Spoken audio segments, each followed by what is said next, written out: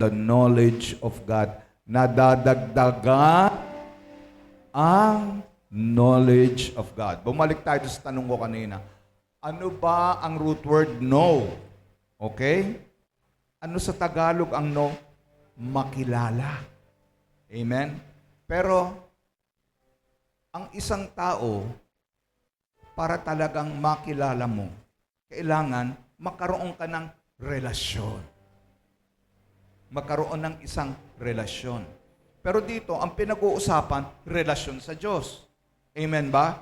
Ang kagandahan po, ang gustong-gusto ko kasi, ang pinaghugutan ng Panginoon ng no sa Bible, yung relasyon ng mag-asawa sa lupa. Kasi, kung titignan mo, ang tawag po niya sa New Testament, siya yung bridegroom, tayo ang bride. Alam nyo, itong linggon to, Huwebes, nagninong ako sa kasal, lumipad kami sa Ilocos Norte. Pagkatapos kahapon ng alas 5, may kinasal naman ako sa Tanay. Kaya punong-puno ako ng kasalan. Bakit ang pinaghugutan ng Panginoon na larawan ng pagkakakilala sa Kanya ay ang relasyon ng mag-asawa? Actually, pag sinaliksik nyo po ang salita ng Diyos at punta kayo sa Old Testament, ang talagang very specific, yung salitang no, pag sumiping ang asawang lalaki at babae, nagsiping. At alam nyo naman ang nangyayari sa pagsisiping, dito ang pinakamalalim na ekspresyon ng pag-ibig ng tao mag-asawa. Sa mag-asawa lamang. Bawa kung gusto mong may ganitong gawin, kailangan mag-asawa ka muna. Amen. At wag mo itong gagawin dahil gusto mo lang maranasan to, kaya ka mag-aasawa. Ito mo gagawin kasi iniibig mo yung asawa mo. Amen.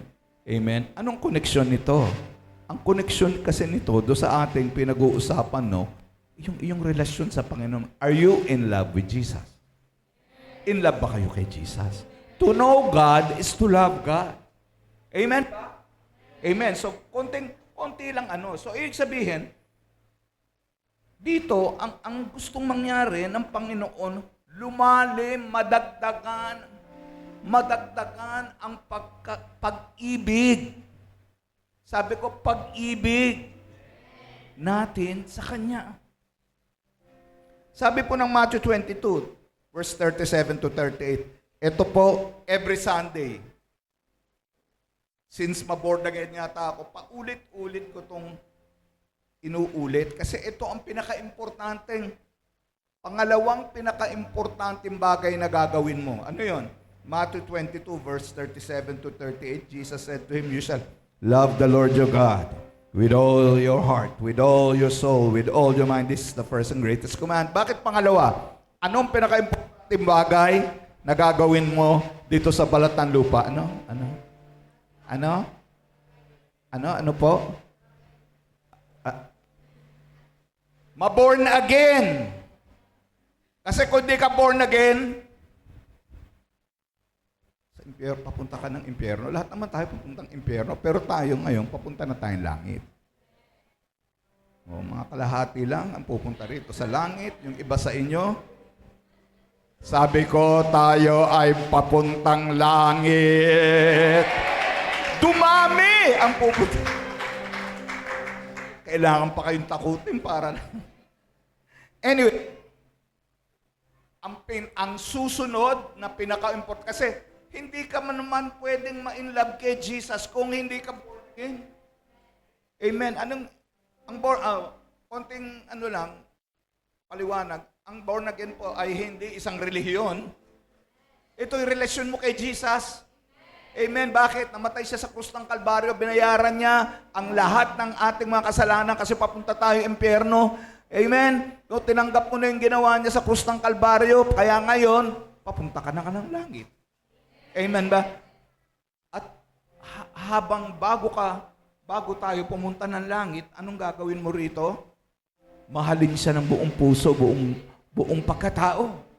Paano yan mangyayari? Di sa iyong relationship sa Kanya through your prayer life. Sabi ko, prayer life, worship life, your meditation of the Word of God, and the application of the Word of God through our intimacy with God. Ano yung intimacy? Yung lalim ng relasyon sa Panginoon. Ang pinaggalingan po niyan, yung Latin word na intimus. Intimacy. He will reveal. Kasi pagka malalim ang iyong relasyon sa Kanya, He will reveal His perfect will. Malalaman mo ang kalooban ng Panginoon para sa iyo. O sige, hindi mo malala. Sabi ko, malalaman niyo ang kalooban ng Panginoon para sa atin. Malalaman mo lang yun pagka ikaw nananalangin, nagwo-worship. Okay? Sabi po, puspos ka ng banal na espiritu, nagbabasa ka ng Biblia, ina-apply mo yung binabasa mo. Sabi ng Ephesians 1 verse 9, having made known to us the mystery of His will, according to His good pleasure which He purposed in Him. Alam nyo, kasi yung kalooban ng Panginoon, misteryoso yan. Pero misteryoso lamang yan kung hindi ka nagpe-pray. Hindi ka nagwo-worship, hindi ka nagbabasa ng Bible, hindi mo malalaman. Hindi ka lumalapit sa Kanya. Amen ba? Ang Panginoon nangungusap. Ipakikita niya lahat ang plano niya para sa iyo. O yung mga nag-amen, ang makakakita lang, mga hindi nag-amen, hindi nyo makikita kasi ayaw nyong pumaya. Yun. Sinasanay ko lang kayo sa amen. Alam nyo, ang amen po, libre. Anong pinakamalapit na SM dito? SM. May sale ng SM Molino. Libre. Ibig sabihin ng amen, kung ano ang sinasabi ng salita ng Diyos o ng nagpipreach, pagka ikaw pumapayag, ibig sabihin, kiniklaim mo yung para sa iyo eh. Ayun. O sige, hit. Amen! Parang ano sa Tagalog, amen. Akin yan eh. Amen ba? Kiniklaim mo yan para sa iyo. Praise God. Ngayon, having said, napaka-importante nito eh. Kaya ang kanyang kalooban hindi na magiging misteryoso sa iyo. Kasi ito'y according to His good pleasure. Yan, kagalakan ng Panginoon, sabihin sa iyo, ipaalam sa iyo, which He purposed in Himself. Bakit? Ito'y konektado sa kanyang layunin para sa iyong buhay. Kaya, kagalakan niyang malaman mo. Sabi ng Ephesians 1 verse 11, in Him we also obtain an inheritance, being predestined according to the purpose of Him who works all things according to the counsel of His will. Sabi niya, in Him we have obtained an inheritance. Amen. Tayo ay mga tagapagmana. Amen ba? Tagapagmana ng kaharian ng Diyos. Alam niyo bang, ano ang mamanahin natin? Alam niyo ba, ay pag binasa mo ang Book of Revelation, ang mamanahin ng mga anak ng Diyos, ang mundo. Parang ayaw niyong maniwala. Nasa Bible ito, kaya lang wala na akong panahon para tatagal tayo masyado. Pag binasa mo ang Book of Revelation, nakalagay doon, ang mamanahin ng mga anak ng Diyos, etong mundo. Bakit? Sa pagbabalik ng Panginoong ito, anong mangyayari? Tayo, matatransform tayo. Ang katawan natin magiging parang katawan na ng mga anghel, katawan na ng Panginoong Kristo. And ang langit, bababa rito sa lupa at tayo nandito, we will rule with Christ. Tayo ang mga maghahari kasama ni Kristo. Amen? Amen? Amen? Hawakan mo ang ng iyong katabi at paalala mo, handa mo na bang manahin itong mundo? Hello? Amen? Nakalagay po lahat yan sa Bible. Ngayon, konting ano lang yon, konting, kumbaga, encouragement. Pero dito kasi, sabi niya, being predestined, may destiny ka. Okay, wala kayong destiny. Baka sabihin mo sa katabi mo, hawakan mo yung balikat ng katabi mo, yanig-yanigin mo, sabi mo, may destiny ka, baby. In accordance to His purpose. O yung destiny mo, konektado doon sa plano ng Diyos para sa iyo. Paano mangyayari? Yan sabi, Him who works all things, gagawin ito ng Panginoon according to His counsel and His will, sapagkat ito ay Kanyang kalooban.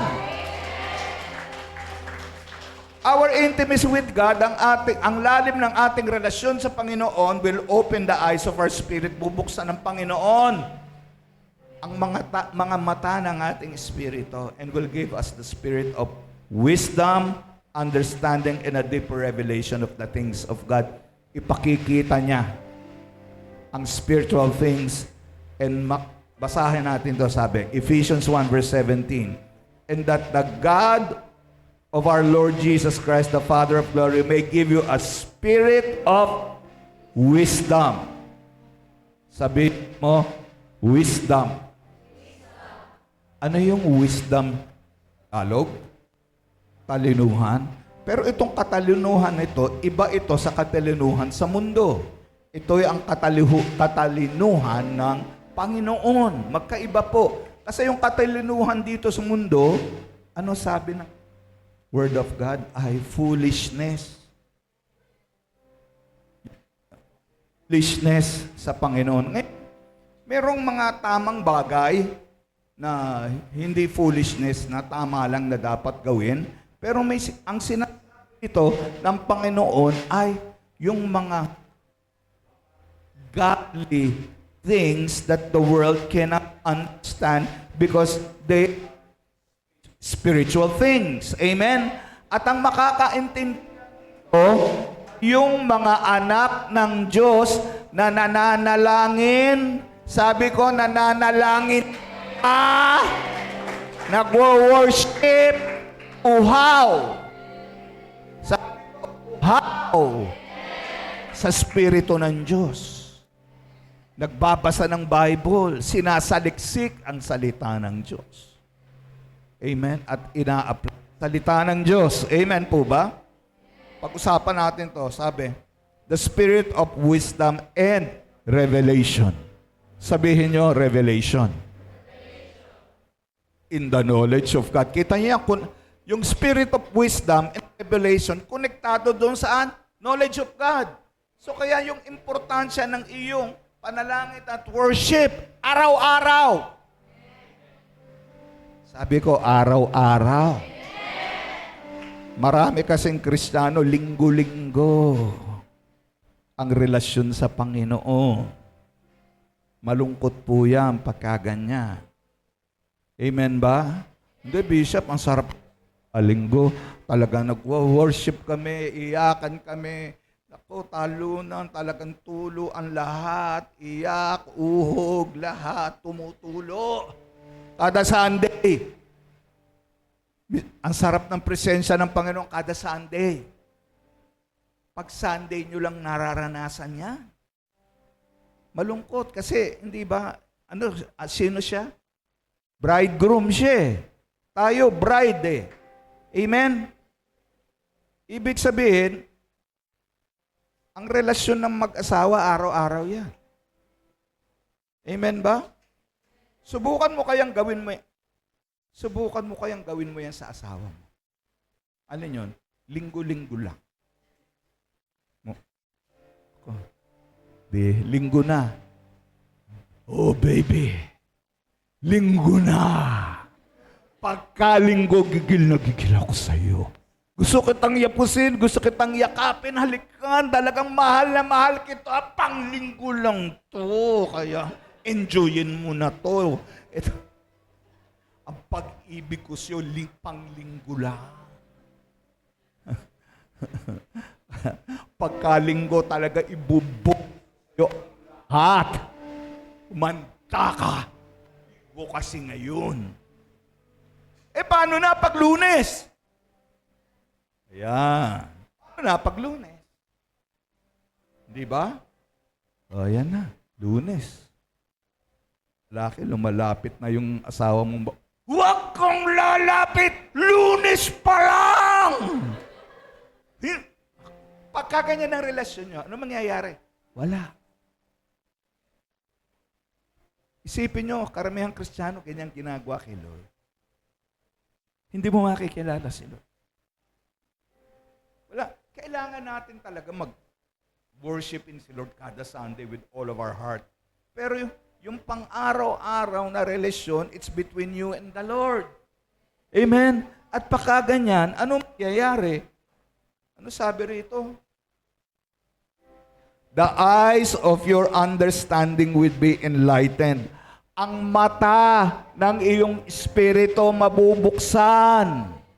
That you may know what is the hope of His calling. Hawakan mo ang balikat ng katabi mo, sabihin mo, may calling ka, baby! Nung araw na tinanggap mo, ang Panginoong Jesucristo bilang iyong Diyos at tagapagligtas, diniposito na ng langit ang kanyang espiritu, ang pangatlong persona ng Diyos na buhay sa iyong puso. Amen? Kaya may calling ka. Amen? Ano yung calling? May pinagagawa at may gagawin ka. Kaya napaka-importanting malaman mo kung ano yung plano ng Lord. Amen? Kasi corporately as a church, may pinagagawa si Lord. Pero sa individual, sa iyo, merong specific na ipagagawa ang Panginoon. Amen? Majority ng mga Kristiyano, walang ginagawa. Kaya yung calling ang nangyayari, nagiging kuliling. Imbis na calling, kuliling. Ano? Ano yung may tiwang. May saltik. Pumipitik-pitik. Bakit? Hindi ginagawa yung pinagagawa ni Lord. Hindi ka nandito lamang para painitan yung upuan yan. Alam nyo, pag yung pinaiinitan mo, mababaluktot yan. Bibili kayo. Ang kailangan, punuin natin ito ng mga tao na hindi pa nakakakilala sa Panginoon. Amen ba? Yan po ang calling ng bawat anak ng Diyos. Kaya napaka-importante ng discipleship and evangelism. Amen. Pag-uusapan natin yan. Amen ba? Amen. Hallelujah. Number 2, pleasing God. Sabihin natin yung pleasing God. Colossians 1:10, that you may walk worthy of the Lord, fully pleasing Him. Alam nyo, kailangan yung pagkatawag ng Panginoon sa atin bilang anak ng Diyos. Again, pag anak ng Diyos, may calling ka. Amen? Kailangan tratuhin natin yung pagtawag niya sa atin isang napakabanal na bagay.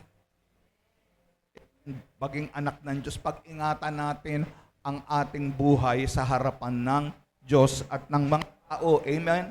Ang sabi, amen? Amen? Sabi ng, pero, yung fully pleasing. Sabihin mo, fully pleasing. Paano siya malulugod? Okay, number 1. Hebrews 11 verse 6. For without faith, it is impossible to please Him. Ang pananampalataya mo lamang ang pwedeng makalugod sa Panginoon. Amen ba? For he who comes to God must believe that He is, and He is a rewarder of those, ano yan? Who diligently seek Him. Yun yung pinag-uusapan natin eh. Yung prayer life mo, yung worship life mo. Kaya napaka-importante. Kasi pag hinahanap mo siya, amen, sa panalangin, sa worship, sa pagbabasa ng Bible, ano ibig sabihin? Sa iyo siya ang pinaka-importante. Ang Panginoon ang pinaka-importante dito sa buhay mo. Amen? At pagka ganyan, nakikita ng Panginoon yun. Amen? So nalulugod siya. At pag nalugad siya, anong mangyayari? Anong mangyayari? May reward, baby! Ayun yun ang reward. O baka kasi nalugod siya. Ngayon, hindi mo yung ginagawa para doon sa reward. Bakit mo yung ginagawa? Kasi in love ka sa kanya. Importante siya sa iyo eh. Kaya lang kagandahan nun, natutuwa siya pag ginagawa mo. At pagka natutuwa siya, ano nangyayari? Pagpapalaing ka, siksik, liglig, umaapaw, pow, pow, baby! Overflowing. Ganyan si Lord pag nalugod eh. Amen? Pero hindi siya malulugod pag wala kang pananampalataya. Amen ba? Ano ba yung pananampalataya? Hebrews 11 verse 1. Now faith is being sure of what we hope for and certain of what we do not see. Ang pananampalataya ay kasiguraduhan ng iyong pag-asa. Amen? Kahit hindi mo nakikita. Sa mundo, ano sa mundo? To see, to believe. Sa anak ng Diyos, to believe is to see. Paano nangyayari yun? Kasi pag sa mga taga-mundo, Okay. For example, nandiyan ka sa may tabi ng bintana, no? Di ba, may kapitbahay kayo, may tabi rin sa may bintana, at ikaw, nagpe-pray ka. Alam ba, nagpe-pray ka, hallelujah! Wala ka namang kausap. Hindi ba, nakita ka ngayon ng kapitbahay? Ha? Eh, may lamat ito, may kinakausap yung hangin. Ang hindi niya alam, kausap mo si Lord. Amen ba? Amen ba? Amen? Eh kasi ano tayo eh, to believe is to see. Ang mundo kailangan makita, mahawakan. Amen? Eh ikaw, wala pa, alam mong dadating ang mga pinanghahawakan mo, mga pangako ng Diyos sa salita niya. Amen? Kaya ikaw, baliw ka. Baliw ka kay Lord. Nasa Bible yun. To be a fool for Christ. Amen. In love ka. In love ka kay Jesus eh. Amen. Amen. Kasi ang mundo hindi tayo maintindihan. Ang tingin sa atin ng mundo, mga may sira ulo natin. Okay lang. Okay. Pero sa totoo, sino kaya ang tunay na baliw? Yung taga-mundo o ikaw? Eh ikaw, kilala mo kung sino yung kausap mo. Amen. Sila, walang kausap. Anong kausap lang nila? Pera, cellphone, Netflix. Ako, Diyos ko po, tumatama na siya ata ito. Saan? So, ano to? Teleserye. Naku, ayan na. Ano to? Mga video games sa telepono. Yung mga yan, hindi naman yan masama. Masama lang kung hindi ka nagpe-pray, inuuna mo yung mga bagay na yan. Pagkaganyan ka, magsisi ka na. Sabi ko, magsisi ka na. Ang dami palang may kasi. Tandaan nyo, hindi masama yung mga yan. Ang malungkot lang, ganong katagal ka nagpe-pray. Ganong katagal manood ng Netflix, ng YouTube. Kung mas matagal pa, nako. Di ba? Importante kasi. Ano sabi ni Lord?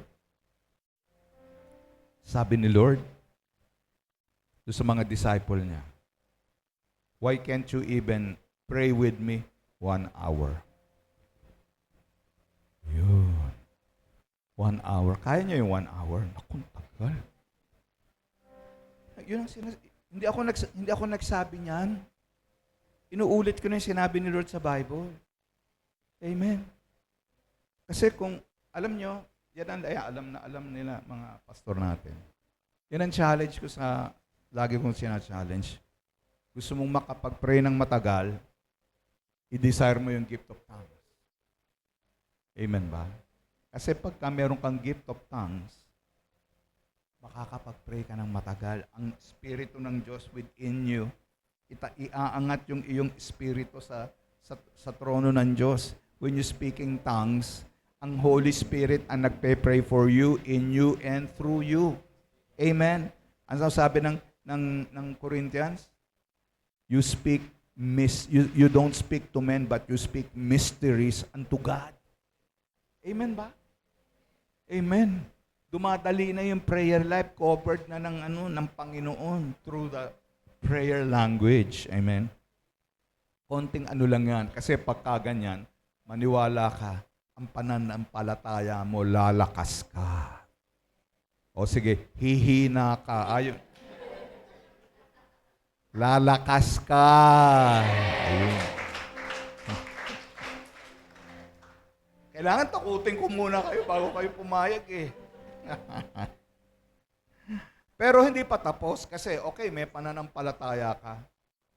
Sabi po ng James 2 verse 26. For the body without the spirit is dead, so faith without works is dead also. Ibig sabihin, yung iyong pananampalataya, kung ikaw ay prayerful, worshipful, amen, at nagbabasa ka ng Bible, amen, at hindi mo naman ina-apply yung salita ng Diyos, ang pananampalataya mo, patay. Gusto mong buhay ang iyong pananampalataya, apply the Word of God. Faith without works is dead. Ibig sabihin, yung gawa natin, isabuhay natin ang Biblia. Amen? Kasi pag isinasabuhay mo ang Biblia, diyan, yan na yung bunga. Sabi ko, yan na yung bunga ng iyong pananampalataya. Amen ba? Amen. Diyan nalulugod ang Panginoon. Ang sabi ng Romans 12, verse 1. Romans 12, verse 1.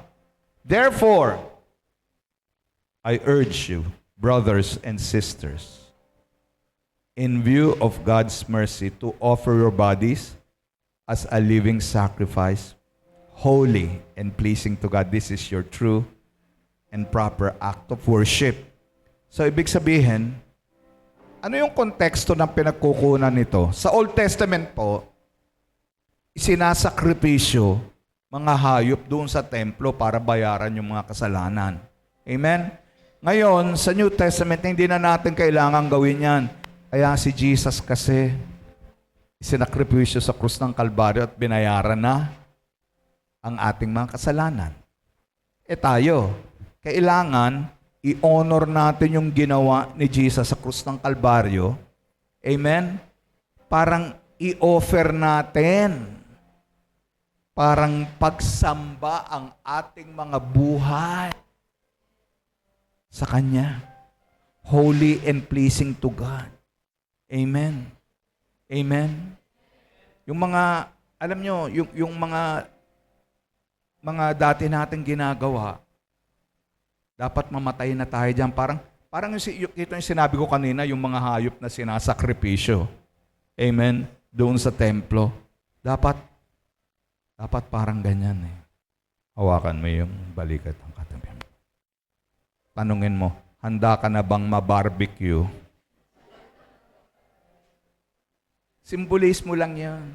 Handa ka bang mamatay sa laman mo? Holy and pleasing to God. Hindi ba?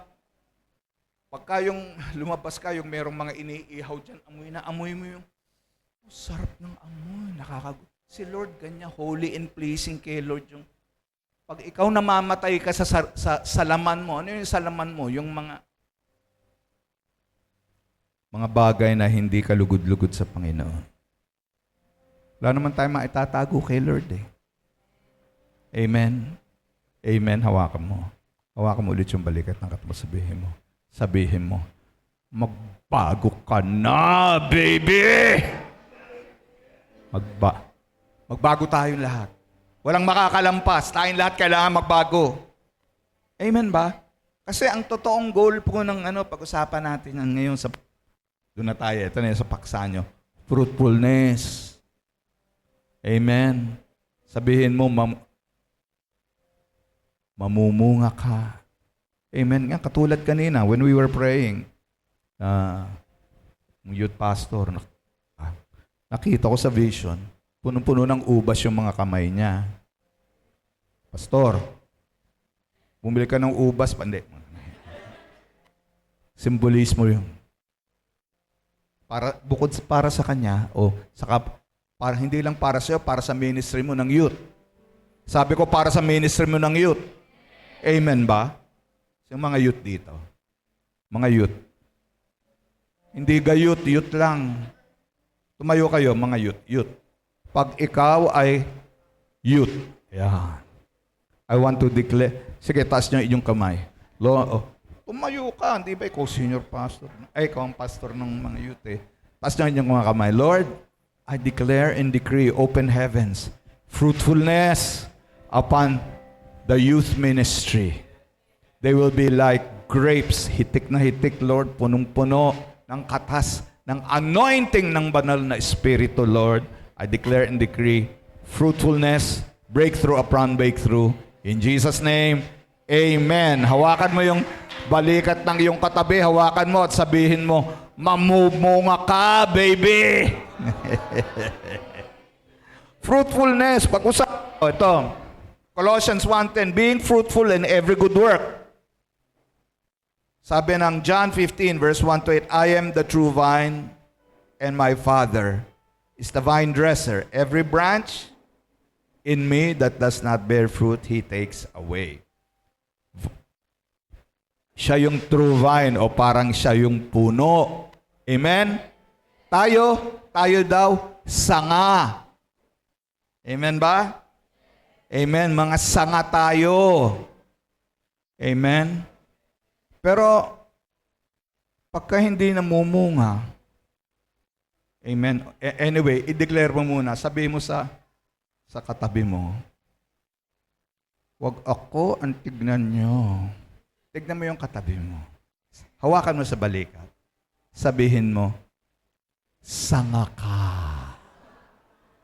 Pag wala kang bunga, sabihin mo ngayon, hawakan mo ang balikat, sabi mo, huwag kang sasanga-sanga.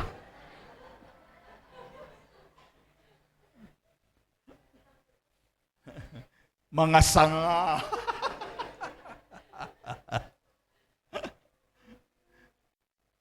Kasi,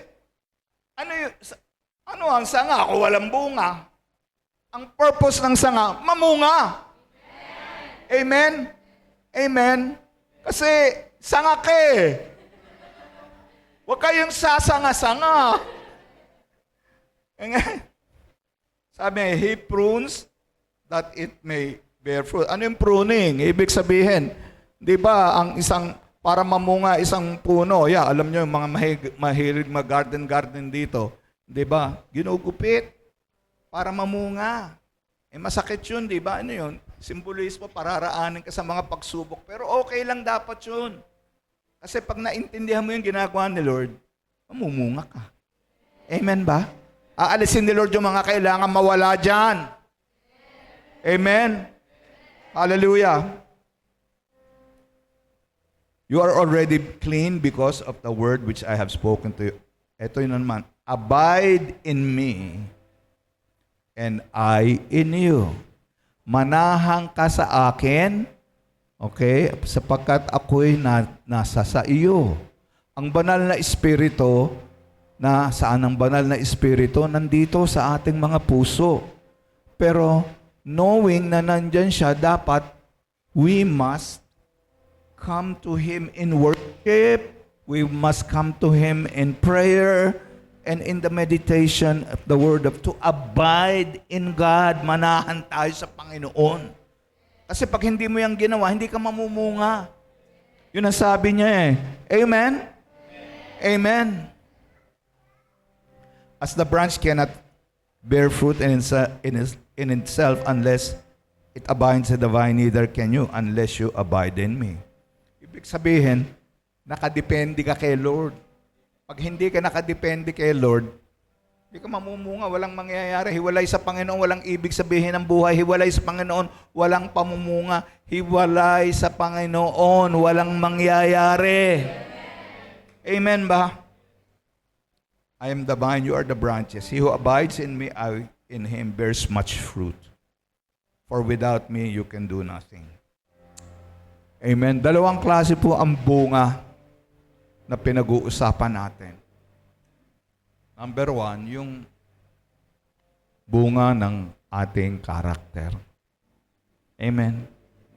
Kasi ang goal po ng true discipleship is Christ-likeness. Makamuka natin si Lord. Amen? Okay? Tignan mo yung katabi mo. Huwag ako ang tignan nyo. Tignan mong maigi yung katabi mo. Tignan mo yung buhok. Meron bang mga nakausling, mga sungay-sungay dyan? At mga... Lahat naman tayo sa simula. Nanunuwag tayo. Galing tayo lahat saan?